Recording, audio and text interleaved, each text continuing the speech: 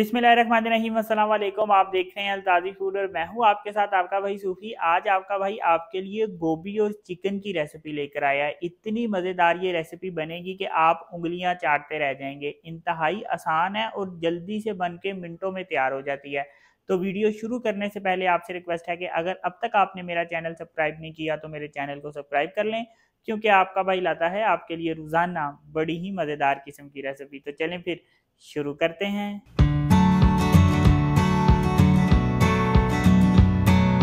तो सबसे पहले यहाँ पे पतीली ले लेंगे, कोई सी भी पतीली ले सकते हैं आप। अब यहाँ पे मैंने 175 ग्राम घी लिया है। अब यहाँ पे मेरे पास एक दरमियाने साइज का प्याज था और प्याज को देखें मैंने इस तरह से स्लाइस में काटा है। ये प्याज मैं इस घी में डाल दूंगा।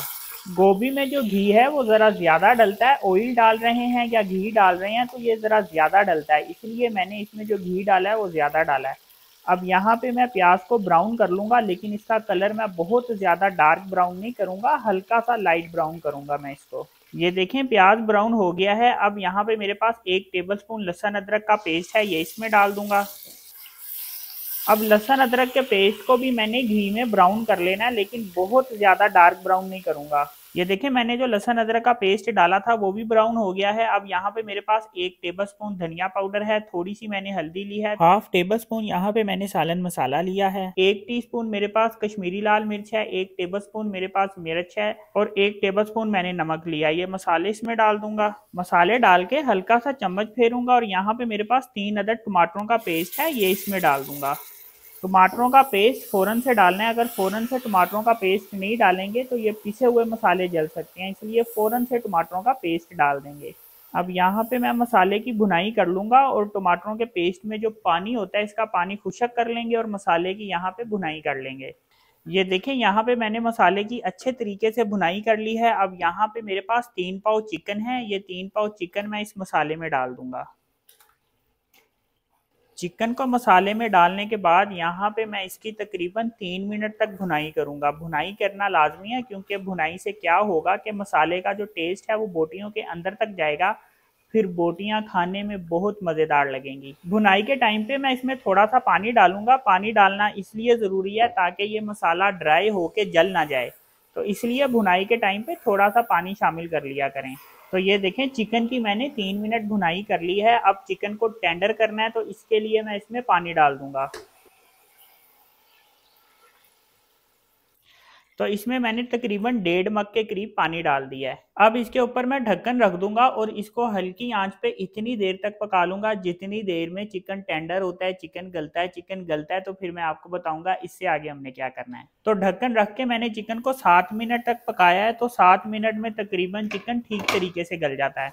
अब ये देखें इसमें मैंने जो पानी डाला था पानी खुशक हो गया है, बस ज़रा सा पानी रह गया है। ये पानी भी नहीं है बल्कि आप देखें ये मसाला रह गया है इस वक्त। अब यहाँ पे मेरे पास 1.5 किलो गोभी है और गोभी को मैंने बारीक बारीक काटा है। ये गोभी मैं इसमें डाल दूंगा। अच्छी तरह से टोकरी साफ करके डालेंगे ताकि हमारी गोभी जो है ये ज़ाया ना हो, क्योंकि कोई भी खाने पीने वाली चीज़ है इसको ज़ाया मत किया करें। अब चम्मच फेर के इसको अच्छे तरीके से मिक्स कर लूँगा।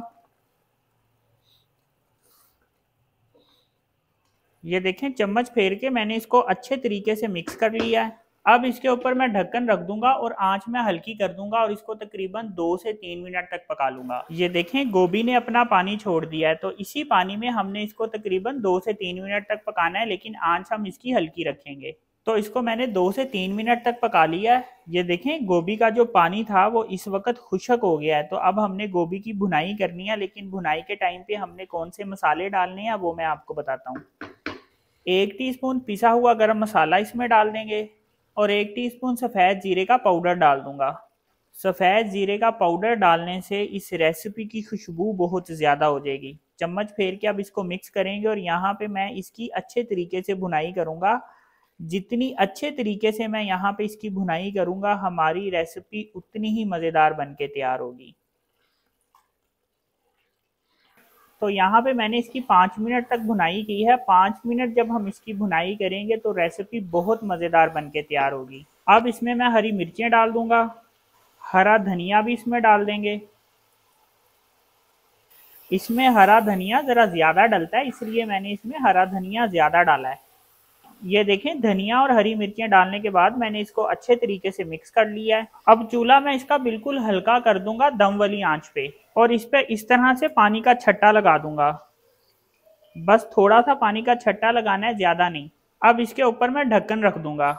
ढक्कन रखने के बाद इसको दम वाली आंच पे मैं तकरीबन 7 से 8 मिनट तक पकाऊंगा। उसके बाद मैं आपको दिखाऊंगा कि अल्हम्दुलिल्लाह ये रेसिपी कितनी मज़ेदार बन के तैयार होगी। तो यहाँ पे मैंने इसको 8 मिनट तक दम दे लिया है। तो ये देखें जी, माशाल्लाह कितनी ज़बरदस्त ये रेसिपी बन के तैयार हुई है।